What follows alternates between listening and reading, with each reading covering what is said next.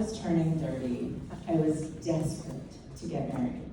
I took love and sex very seriously. My 52-year-old mom, on the other hand, she had just divorced my dad, moved into my building on the Upper West Side, and just really went to town, she was like so excited to be single and free that what that meant to her was just so much sex with so many men, I can't even count the amount of men. And I will never forget one summer Saturday night, I'm home alone, feeling so sorry for myself and lonely and binge eating Entenmann's soft baked chocolate cookies.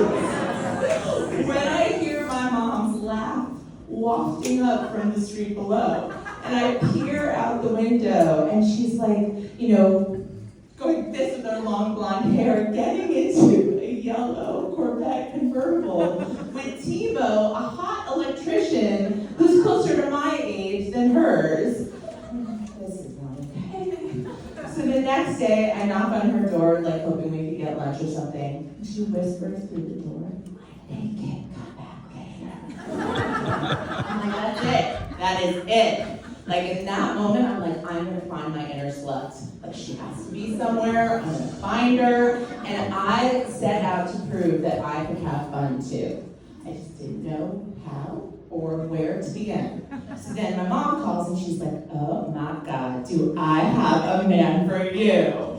Her best friend Diane owned a gallery out in Montauk, and she was hosting this young Argentinian painter for the summer, and they thought maybe we could get together. So she was like, "He is hot and single and has your name written all over him." I'm like, "Does he?"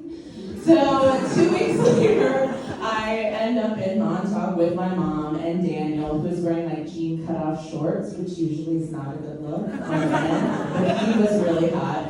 And he was showing us his artwork, and it was so gorgeous, beautiful colors and light play. And then this woman popped up on the wall, dark skin, eating a juicy papaya. I'm like, he is coquette. He's amazing. So just then he catches my eye and mouths, "Daniel, bathroom." So I get up and I'm walking down the hall to show him the bathroom. He takes my hand, yanks me into the bathroom, puts his hand in between my legs, and is like, "Yes?" I'm like, "Yes?" I'm like, "Now?" He's like, "Esta noche." I'm like, "Here?" We go back to the bathroom. He's points down to his, bedroom down the hall, he knew where the bathroom was. So later that night, I open the door, and he's sprawled out on the bed naked. And I'm like, "Okay, this is my chance, to be a dirty girl. I could be like, 'Oh, my pussy's so wet for you,' or 'fuck me from behind while I do the dishes.' Whatever people say." But instead, I was like, "I don't do this." He starts to laugh. I'm like, "No, really, I've been with Trace Men." And he rolls his eyes and rolls on top of me and comes before I get to do or say or feel anything fun. So the next week, I'm in my apartment feeling like a total failure, and the phone rings, and it's Daniel. He wants to come visit me. I'm like, "Oh my God, maybe this one night stand turned into full-blown love affair. Maybe he's the one." And so he comes 2 days later, the buzzer rings, I throw my arms around him, I'm so excited. Again, he doesn't speak much English, I know how to say cafe con leche. There's nothing really happening. So in bed that night, he's sleeping, and I'm like, "Who is this man next to me, snoring softly and scratching his..."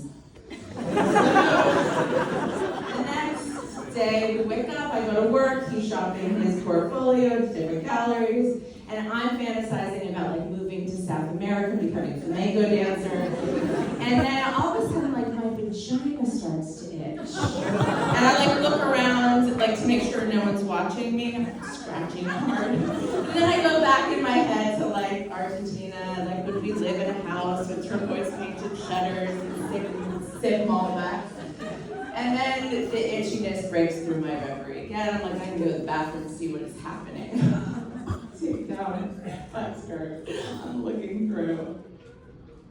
Ew, are those legs? Damn it, give me cramps. So yeah, I take the little thing, the little brown speck, I put it on a piece of paper, like toilet paper, and I fold it up, I put it in my purse. I run to the Dwayne Reed on the corner, and I'm standing at the pharmacist, and I'm shaking, and I'm too mortified to utter the words. So I ask for a piece of paper and a pen. And I write, I think I have crabs. Please help me.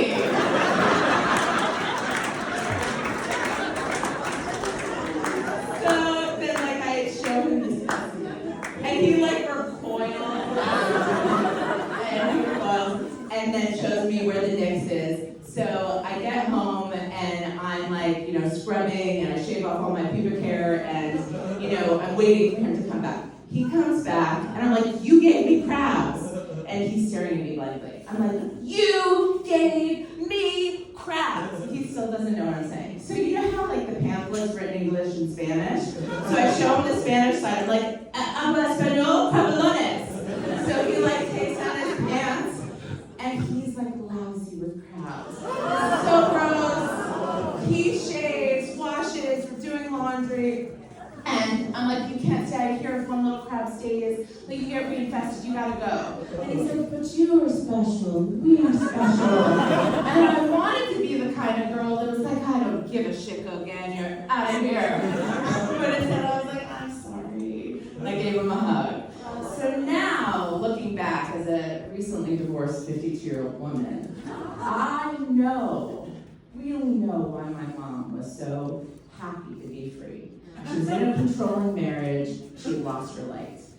And I know what it's like to lose my light in a marriage. I just don't need to fuck a hot electrician to get it back. I know that I'm someone who will always take love and sex very seriously, and I just need to accept that. I just feel freer now because I'm not chasing a Hollywood ending.